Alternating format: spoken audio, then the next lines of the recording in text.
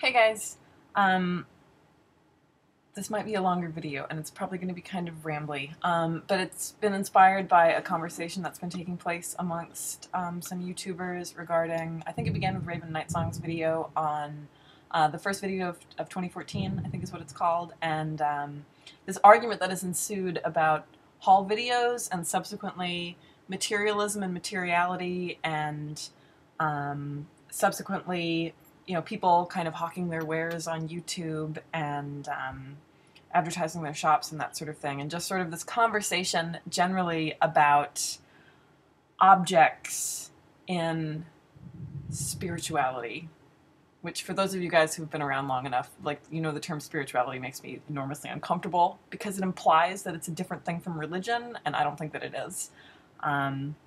So religion, objects and religion. And this is a really, really complicated topic, and it's actually kind of all the rage right now in religious studies, just generally. And I just wanted to share a little bit about my opinion, probably not stated very clearly because it's a pretty complicated subject.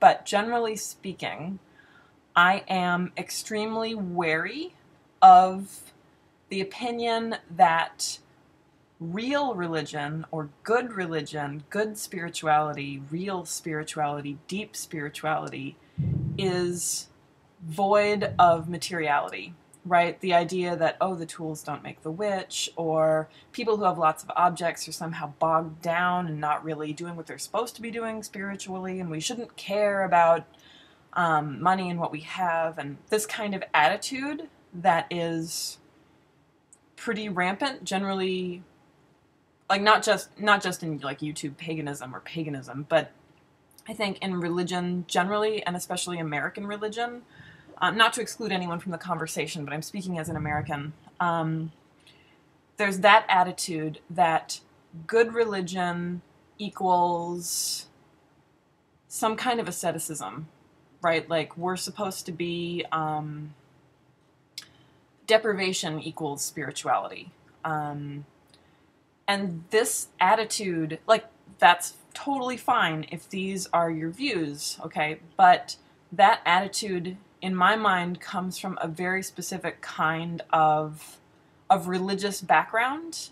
I think it's linked to Puritanism in the US, particular kinds of Protestantism, and I think there's a tendency, because so many people who are whatever religion in the United States, especially within pagan communities, tend to have Protestant backgrounds. I think that kind of bleeds over. And personally, it's not a view that I really have a whole lot of, I don't have time for it in my own personal practice because, my gods are not about deprivation and asceticism. And I'm not going to come out, I'm not of the opinion that you need things to be a witch or you need things to be pagan. That's not what I'm saying. What I'm saying is that you don't need to not have things in order to somehow be really spiritual. And having money, being a raging capitalist, using YouTube to hawk your wares every chance you get, etc., doesn't make you a bad religious person. You're not doing religion wrong if you do those things.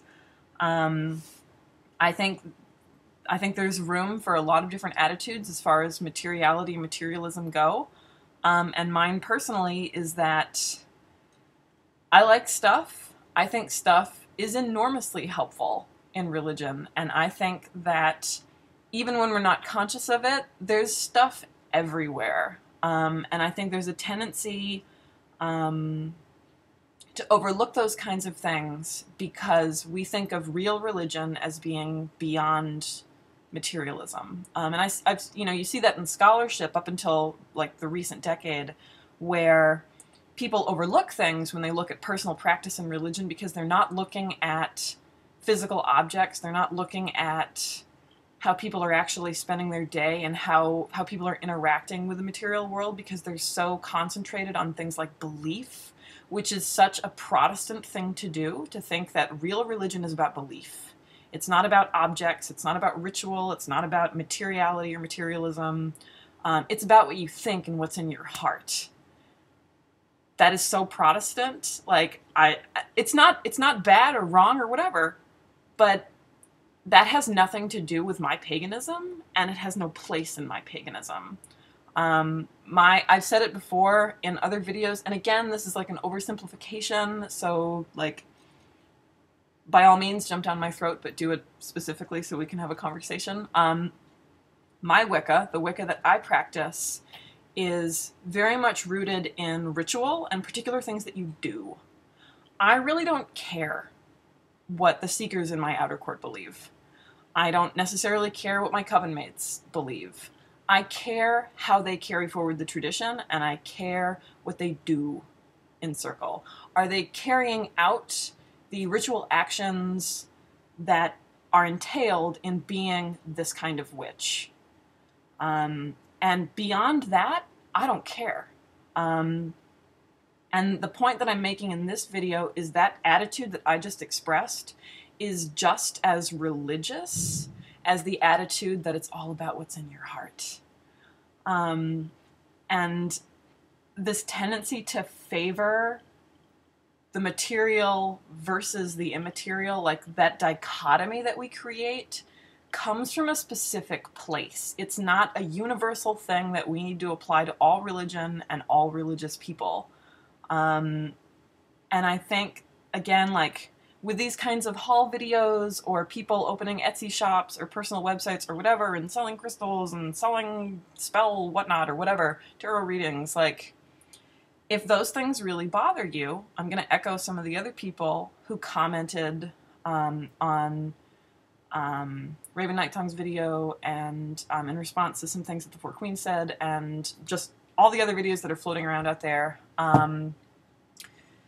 If those kinds of things are upsetting to you, for reasons beyond just, oh, they're boring and I don't want to watch them, like if they're upsetting to you, then I think, like, I'll echo again what other people have said, that you need to address why you have those feelings and where they come from, because they're not just inherent, like they materialize out of something. And I don't mean to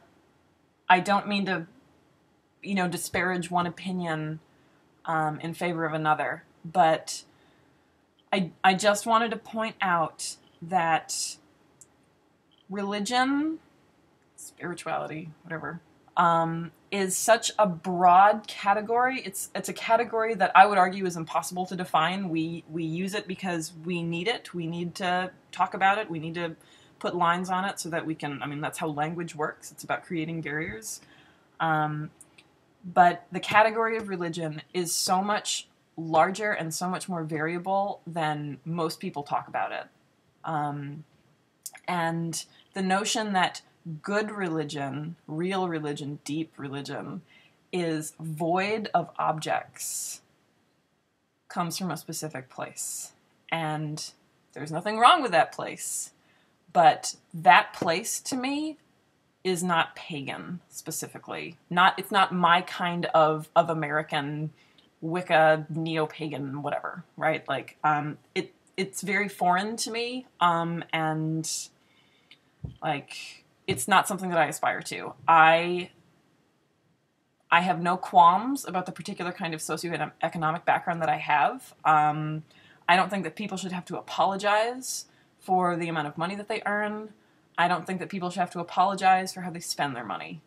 And I don't think that shaming people into what they do with their money, or how much money they make, or whether or not they like to have, like the $500 athame or whatever, shaming those people, I think, is just as problematic as the kinds of feelings you might be having about people doing those things at all. So those are kind of my 2 cents about this issue specifically, and then just religious stuff generally. And religious stuff, by the way, from a scholarly perspective, religious stuff is fascinating. Most groups, I mean, every group I can think of has stuff, and stuff has varying levels of importance from group to group, but religious stuff is sometimes bonkers, okay? And, like, if you don't believe me, just, like, Google the Creationist Museum. I think it's in Kentucky. One of my goals in life is to go on a pilgrimage there and just like look at their gift shop. Okay. And to say that that kind of Christianity is somehow like less Christian or less religious than other kinds of Christianity that don't have like action figures of Jesus riding a triceratops, like that's just laced with so much hubris I can hardly even stand it. So anyway, 2 cents, and go look at the Creationist Museum because it's awesome. And that is all. I hope everyone is having a lovely 2014. And there's Oliver. He says hello. He just got back from getting his teeth cleaned, so he's kind of ornery with me right now.